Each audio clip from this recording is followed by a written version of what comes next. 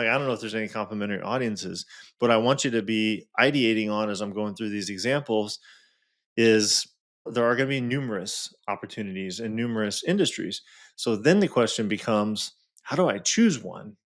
Right? How do I choose one? And the way I would encourage you to choose one is first and foremost, if it's part of your own journey, it's part of your own story.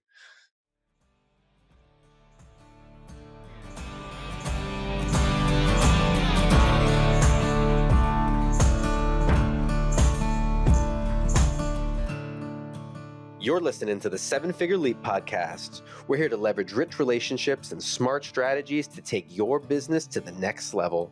Here's your host, Dustin Riekman. How do you find profitable audiences to grow your business?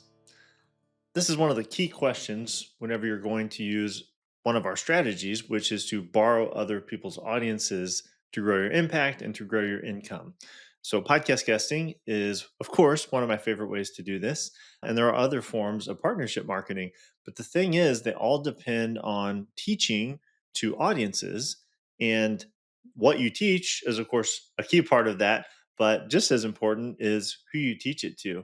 And this is a part where people really get stuck. I was actually just recording a podcast interview this afternoon, and this question came up, and I ultimately ended up coaching the podcast host through this strategy.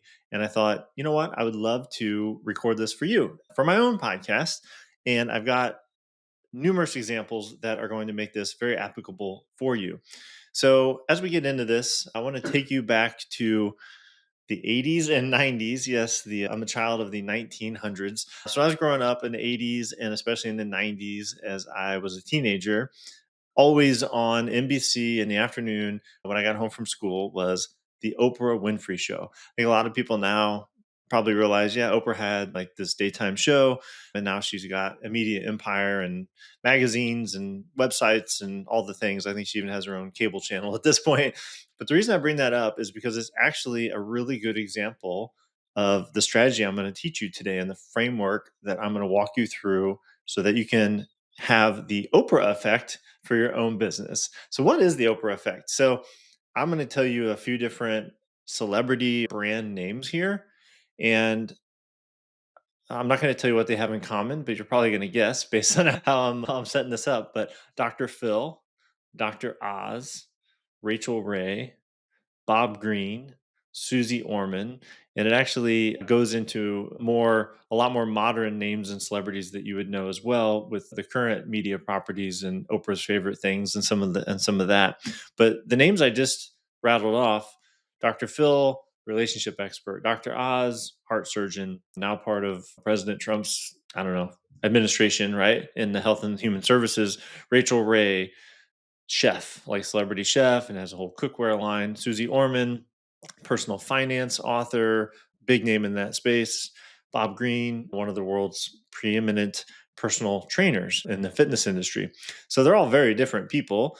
But the thing they have in common is they all basically launched their careers through the Oprah effect. They were featured as guest experts on the Oprah Winfrey television show.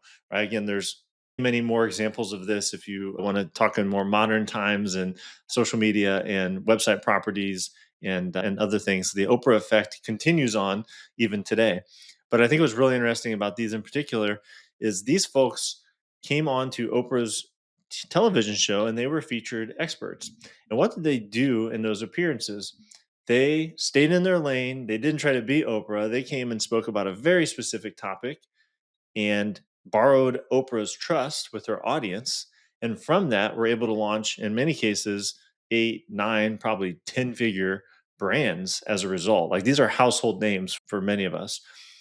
And they all got their start with Oprah's audience first, right? So they borrowed Oprah Winfrey's audience, not the whole audience, but the sliver that really cared about the thing that they're an expert at. And they did the strategy I'm about to teach you. So we're not trying to necessarily find an Oprah. That would be great. We're trying to find like mini Oprahs, right? We're trying to find people who have aggregated our audience, who have trust with people that we would like to access. And we want to show up and be guest experts on their platforms, right? Like podcasts, like private communities, mastermind groups, physical stages, summits. There's lots of ways to do this, right? But the key question remains, who has my audience, or where should I show up and do this? And so, what I want to walk you through is a very simple framework. And the thing I want you to visualize here is a circle. And in that circle is the core thing that you do, right? So, whatever your core service is for your customer, like that's one circle. And then the other circle next to it is the host. Let's just call it a podcast host, but the person who has an audience. That's the thing that they do. That's their core service area. And so we need these things to connect, because we don't want to go spend energy and attention talking to an audience that cares nothing about the thing that we do. But we also don't want them to completely overlap, right? We're not trying to replace the host. We're trying to be a complement to the host. We're trying to address like a shoulder topic and a shoulder industry. And so we want our circles to overlap some, and we want to create a Venn diagram, right? That's the big idea here. And so where do we find the overlap? We find it by answering two questions. And we want to think about our core service, and we want to think upstream and downstream, right? So if your head is the core service, think of the two shoulders. So on one shoulder, we want to answer the question, what causes people to have the problem I solve? What are the triggers? On the other shoulder, we want to be able to answer what results when people have this problem that I solve. Those are the symptoms. So I like to think of triggers and symptoms. And if we can go to audiences where part of the people in that audience are suffering from a trigger or suffering from a symptom of the core thing that we solve, that is going to be the perfect place for us to show up. That's where we're going to find our profitable audiences. So I've got five examples here. Actually, I've got five industries, and I've got a couple examples for each industry so that you can find one of these that feels resonant to you. So I want you to do, after you listen to today's episode, is go take action on this and actually write down in real terms these audiences. I really want you to take action, because this is extremely powerful. So once you know where you can go share your expertise in a way that people are going to be receptive, trusting, and ready to take action, it unlocks so much growth for your business, right? So, the classic example I've probably used on this podcast is marriage coaching. I like using this example because it's not as common, and I like to make people think outside the box a little bit. It's also part of my own online business history, as you might know. So, I'm a marriage coach, I'm a relationship coach, upstream, downstream. Okay. So, what I don't want to do is go be on shows that are hosted by marriage coaches. And the two circles are overlapping too much. You're trying to be Oprah, right? The podcast host already does that. They already talk about those things. They probably have a coaching business that would be competitive or redundant with you. What we want to find is an adjacent audience where our marriage or relationship expertise is going to fill a content gap for that host, and it's going to be very complementary. So it's creating the sweet spot, the Venn diagram. So upstream, what causes people to have marriage problems? What are the triggers? Again, lots and lots of examples, but one I always like to talk about because most people can relate is parenting. And I'm going to give you two parenting examples: first time parents and empty nesters. These are two points in life where they are major triggers for people to need relationship help, right? Because they change so much about the dynamic of the relationship. And so, if you're a marriage coach and you can go be on parenting podcasts and talk to first time parents about how to navigate that phase in life, it's going to be really well received by the host. You're not going to be competitive to them. And there's going to be a portion of that audience who would love your help. Same thing is true if you're talking to empty nesters. Other things could be unresolved trauma, right? Like that causes things to go sideways a lot of times in relationships. It affects communication, how we deal with stress. And if that is an area that you have a lot of interest, then like that would be a really good shoulder topic. On the other side, downstream, like what are some things that will happen in people's lives when they have unresolved relationship issues, right? And one of those, as a downstream effect, like a symptom, could be seeking personal financial advice, right? So if you have a couple and they're fighting about money or they're not talking about money, it's likely that one of them at some point is going to go seek help with their finances, right? Either because they want to lead in that area and they want to go figure it out, they want to get a budget and invest for retirement, or maybe they're further down the road here. Maybe they're like preparing to leave, they're preparing for divorce. Regardless, there are lots and lots of personal finance podcasts where you, as a marriage expert, would come and serve and fill in a content gap that would be really useful to that host, because that host is probably like a financial advisor or CPA. They're not dealing with the relationship dynamics. So you can come in there and talk and say, hey, for some of your listeners, the core issue that's causing them to seek financial advice is they're not communicating with their partner, their spouse, right? And so I would like to come on and talk about, how do you set goals together? How do you dream together? How do you do a budget together? How do you manage money when you're with another human trying to do it, right? And that is going to be filling a gap. So there's a couple examples in sort of the relationship coaching space that hopefully drives home. But the framework is go borrow other people's audiences by filling a content gap. And the best place to find gaps to fill are in audiences that either are there because it's a trigger to the thing that you solve, or they're there because they've been suffering with it for a while and now there's a symptom that's arised and they're seeking help in those areas. So what are some complementary audiences where you can go be a guest expert? I have three other industries I'm going to go through.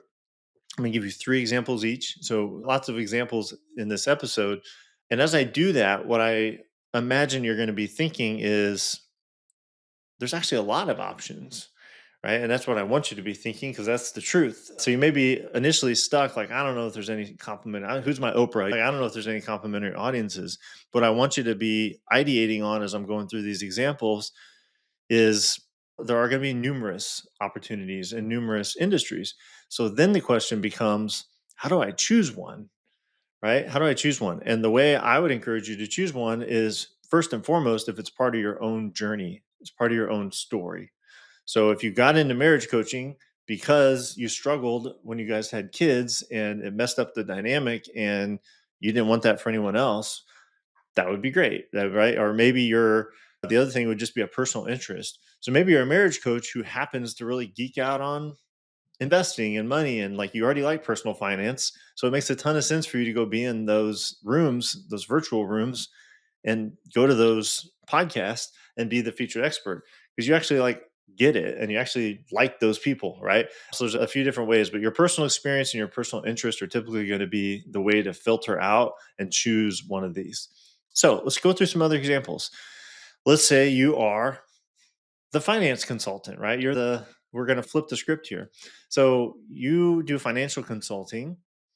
The obvious place to go would be on finance podcasts, right? But again, there may be some opportunity there, but that's not going to be where you really want to spend your time.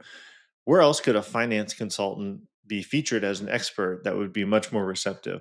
Well, one would be marriage podcasts, right? Like, so flipping the example that I just gave, if you're a money expert, a financial expert, and you go talk to podcasts hosted by marriage experts, that's going to be great, because finance issues are the number one cause of divorce. Like, that's going to be a very rich topic where you can be a guest expert.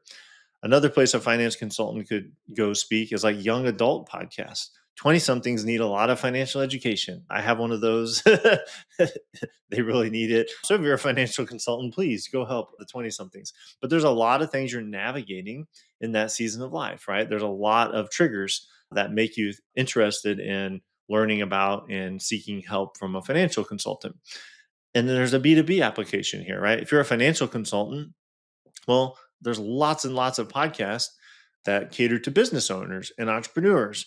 And every business owner needs some improved financial literacy, right? And so if you love to work with entrepreneurs and you speak that language and those are like your people, well, just go do a tour of podcasts where you're on entrepreneurial podcast and you're talking about personal finance. It's actually gonna be a really juicy topic. All right. So we talked about relationship coaching. We talked about financial consulting. Now let's move into leadership coaching, right? This is another area I end up working with a lot of folks. They're leadership coaches in different ways. Many times they come out of corporate and they just love helping people be better leaders. So if you're in the leadership coaching space, you're naturally going to be drawn to business podcasts. Again, that's not bad. Actually, that's better than some of the previous examples because business podcasts are they run a broader spectrum. But you don't want to be a leadership coach on leadership podcasts, right? Because of what we described.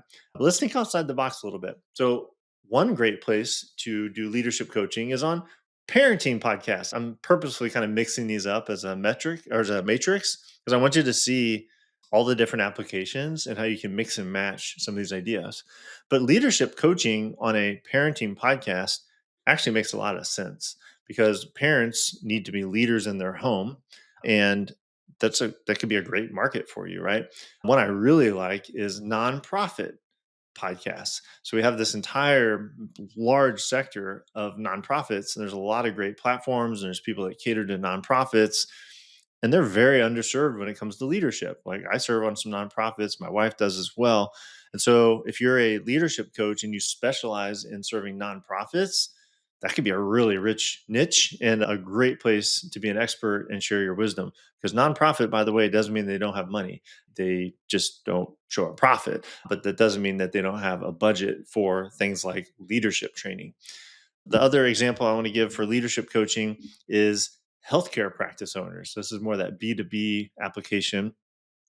So, yeah, I'm saying healthcare, but imagine engineering, accounting, all kinds of industries where people become business owners because they're really good at the technical work. Like I'm a really good doctor, so I'm going to start my own practice, like a dentist, a CPA, again, an engineer, architect.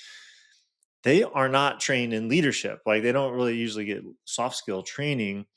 And so if you're a leadership coach who specializes in doctors, be really, really, really lucrative, right? And it's a very specific audience. And there's lots of podcasts that cater to healthcare practice owners, right? And healthcare business development. So a leadership coach on healthcare podcast would be a really lucrative niche.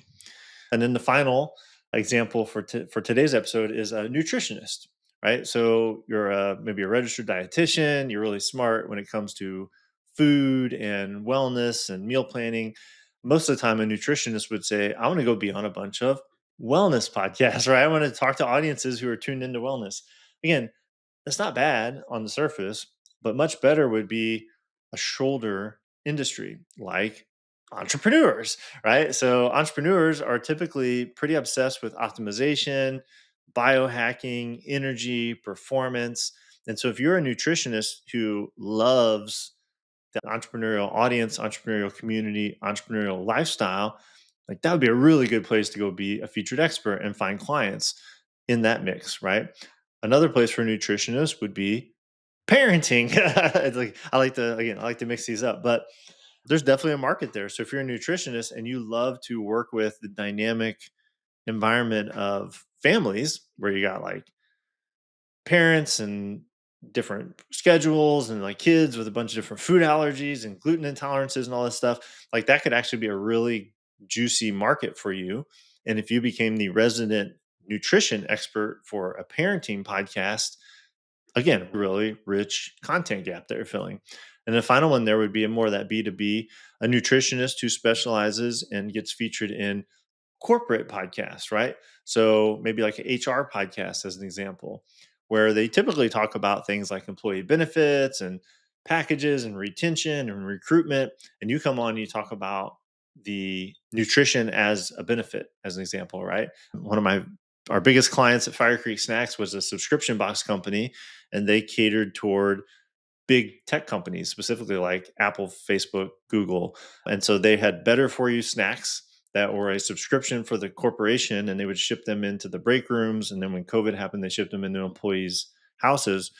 And that was a non-podcast example, but like they said, hey, we have healthy snacks who already aggregated a bunch of people, younger, upper mobile, kind of affluent people. It's like, well, these big tech companies have lots of those people. And why don't we sell to them? And then the end consumer is on that platform, right?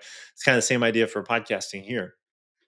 So all of these examples are your expertise filling a gap in a category that is not your core category, right? And I hope that through the example, I think we gave like 12 examples here, that you get some really good ideas. And again, I would sit down and journal and write down your core concept or your core business offer in the middle. And I would answer two questions: what causes people to have this, triggers, and what symptoms arise when people have this, right? Those symptoms. And just make a list and also think of your own experience, right? Like, have you experienced the problem that you solve? The answer is very likely yes. And so, what were triggers for you? What were symptoms for you? And then think of the clients that you work with now and the clients you've worked with in the past year. What made them realize they needed the help? What were they suffering from at the time that they discovered you?